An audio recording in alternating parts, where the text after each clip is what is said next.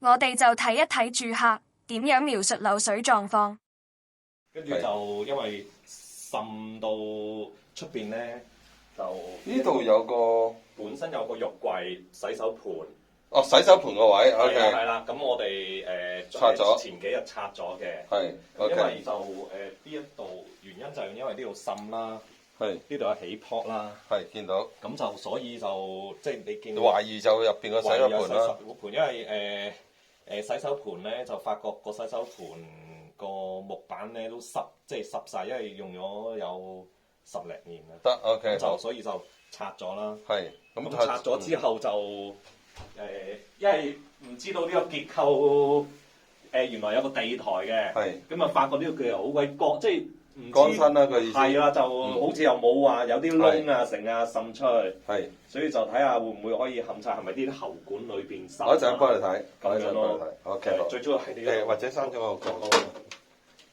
而呢邊咧就係浴缸嚟嘅。浴缸嘅。係啦。OK，嗱，我先簡單問一問啊。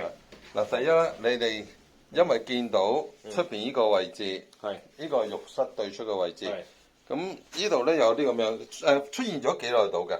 呢度其實係show 得其實一年幾前就年幾開始細細地嘅，年幾前已經有少少噶啦，跟住一路慢慢到而家，跟住就開始就去到呢個放大到呢個位咯。係，跟住咧就最先就淨係地下嘅位置，而家就牆身呢啲位其實應該係都有。首先係細細地同埋牆身都開始起，都有，因為其實我哋喺2年前就裝修過嚟嘅，即係意思周圍油即係油靚去啊。油嗰個裝修嘅意思係油啫，油即係冇搞哦，唔關事嘅，油係同嗰度冇關係嘅。咁就好奇怪，點解呢度會起泡？以為啲潮濕啊，唔會，冷氣啊，一陣間解釋埋俾你聽嚇。OK。跟住咧，呢度就有個櫃，咁啊有個洗手盤櫃。係。咁你因為出邊咁嘅狀況，就判斷就試一試拆咗呢個櫃出嚟睇個效果。但係拆完呢度咧，就呢啲咁嘅位好乾爽咁嘅狀況啦。係啦。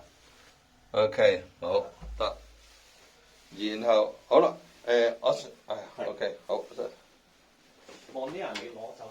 跟住呢度有個浴缸 OK， 有幾個人用嘅呢個位置？有連埋工人4個咯。OK， 好。有個山口位。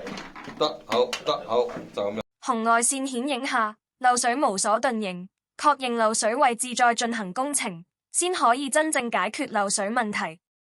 漏水其實一個好繁複嘅問題，如果胡亂去做工程，睇唔到會解決到問題。所以如果要解決到漏水問題，首先應該揾漏水專業人士用唔同嘅儀器，確定好漏水問題先至定點做工程。如果唔係，只會浪費時間及金錢。K21 漏水檢查預約WhatsApp 92185392。